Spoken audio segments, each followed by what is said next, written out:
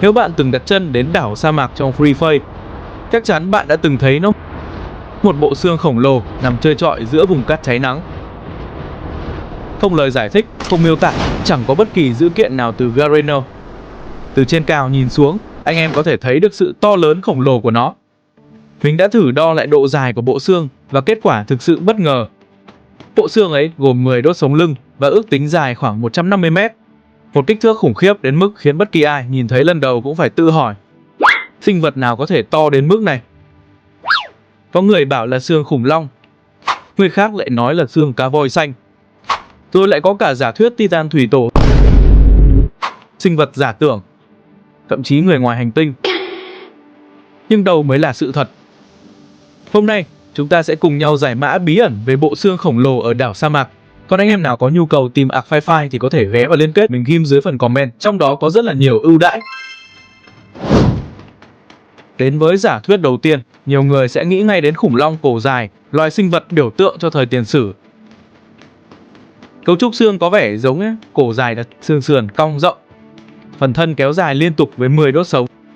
Nhưng nếu ta đem ra so sánh kích thước, mọi thứ bắt đầu trở nên phi lý. Sau một lúc tra cứu thông tin trên mạng, tôi đã tìm hiểu được rằng, theo số liệu thực tế, loài khủng long lớn nhất từng được ghi nhận, Argentinosaurus, thì dài khoảng 40 mét, nặng khoảng 90 tới 100 tấn. Còn bộ xương trong Free Fire thì dài 150 mét. Các bạn có thể thấy rằng xương trong Free Fire gấp hơn 4 lần loài khủng long lớn nhất ngoài đời. Đốt sống của nó còn to hơn cả một chiếc xe tải quân sự.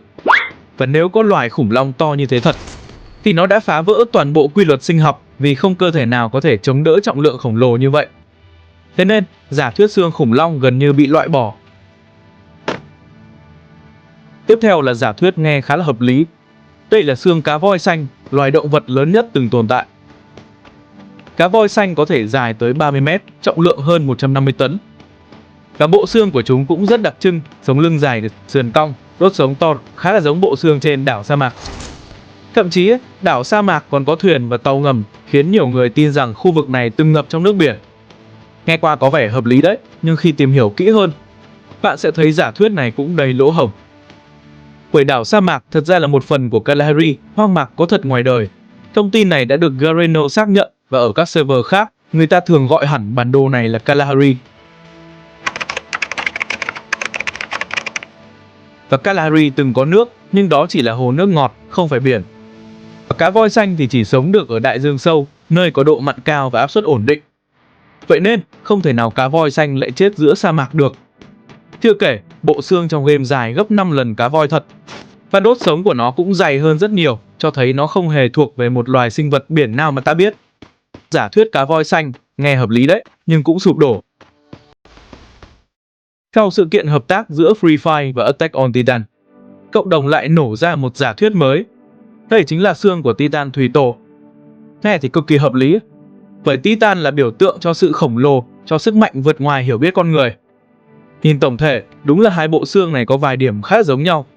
Từ những chiếc xương sườn to dài và cong mở rộng ra hai bên, đến dáng nằm ngang khổng lồ trông như một sinh vật từng trườn qua cả đại lục.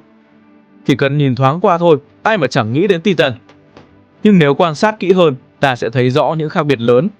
Trước hết là về kích thước, Titan thủy tổ trong dạng Iren có chiều dài ước tính lên đến 600 mét. Một con số khủng khiếp, vượt xa mọi sinh vật được ghi nhận.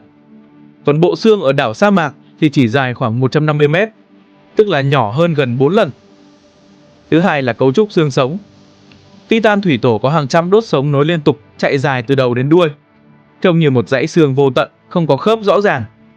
Trong khi đó, bộ xương ở Free Fire chỉ có khoảng 12 đốt sống lớn, với các xương sườn cong đều chắc nịch và rõ ràng từng khớp nối. Ngoài ra, Titan thủy tổ có dáng nằm ngang, gần như không có tứ chi rõ rệt. Toàn thân giống một con rắn khổng lồ uốn cong qua mặt đất. Còn bộ xương ở đảo sa mạc lại có khung dạng nằm ngang, giống loài bò sát hoặc sinh vật từng sống dưới nước. Nó ngắn gọn, dù nhìn sơ có nét tương đồng, nhưng khi đi sâu vào chi tiết, cả hai khác nhau hoàn toàn. Từ kích thước, cấu trúc cho đến hình dáng tổng thể. Và quan trọng hơn hết, cuộc hợp tác giữa Free Fire và Attack on Titan chỉ mang tính biểu tượng. Nó chỉ dừng lại ở skin, sự kiện, vật phẩm, chứ không hề cạn thiệp vào cốt truyện chính của game. Nếu Garena thật sự xác nhận rằng đây là xương của Titan, thì toàn bộ thế giới Free Fire sẽ phải viết lại. Quá bất ngờ, quá phi lý, và sẽ làm sụp đổ toàn bộ cốt truyện mà game đã xây dựng. Và đây có lẽ là giả thuyết hợp lý nhất. Bởi ngay cả sinh vật to lớn nhất từng tồn tại trên trái đất cũng không thể đạt được kích thước khủng khiếp như vậy. Vậy thì chỉ còn một khả năng duy nhất, đó là sinh vật giả tưởng thuộc chính thế giới Free Fire. Thế giới của Free Fire vốn mô phỏng trái đất, nhưng biết đâu trong thời tiền sử, các giai đoạn địa chất lại được phân chia khác hoàn toàn. Có thể trong kỷ Ura của thế giới này đã từng tồn tại một loài khổng lồ vượt xa cả khủng long, một sinh vật cổ đại nắm giữ bí mật mà Horizon chưa bao giờ công bố. Có lẽ nó từng thống trị mặt đất, rồi bị xóa sổ bởi một thảm họa năng lượng. Và giờ chỉ còn lại bộ xương khổng lồ chôn vùi giữa sa mạc. Đến với giả thuyết cuối cùng, nếu không phải sinh vật giả tưởng của nhân loại thì chỉ còn một khả năng cuối cùng, người ngoài hành tinh. Đến lúc này thì anh em có thể nghĩ tôi điên thật rồi. Nhưng hãy thử nghĩ xem, trong Free Fire, chúng ta có dịch chuyển tức thời hồi sinh và cả ký ức con người.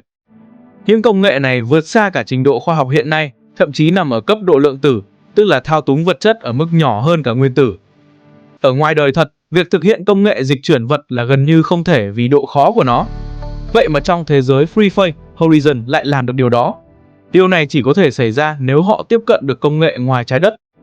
Nếu hàng ngàn năm trước, một sinh vật ngoài hành tinh khổng lồ từng rơi xuống hoang mạc Kalari và chết đi, để lại bộ xương bị vùi dưới cát Kalari, có thể Horizon đã từng tìm thấy bộ xương đó, rút lấy DNA còn sót lại và từ đó phát triển công nghệ sinh học hiện nay, và đồng thời biến đảo sa mạc thành chiến trường thí nghiệm, nơi con người chỉ là quân cờ trong một thí nghiệm khổng lồ. Cho đến giờ thì Gareno vẫn chưa đưa ra lời giải chính thức nào, nhưng có một điều chắc chắn là bộ xương ấy được đặt ở đó có chủ đích. Không phải ngẫu nhiên và cũng không phải vật trang trí. Có thể nó là dấu vết của quá khứ, cũng có thể là lời nhắc về một thứ sắp quay trở lại. Ai còn giả thuyết khác thì để lại ở dưới phần comment cho mọi người cùng biết với nhé.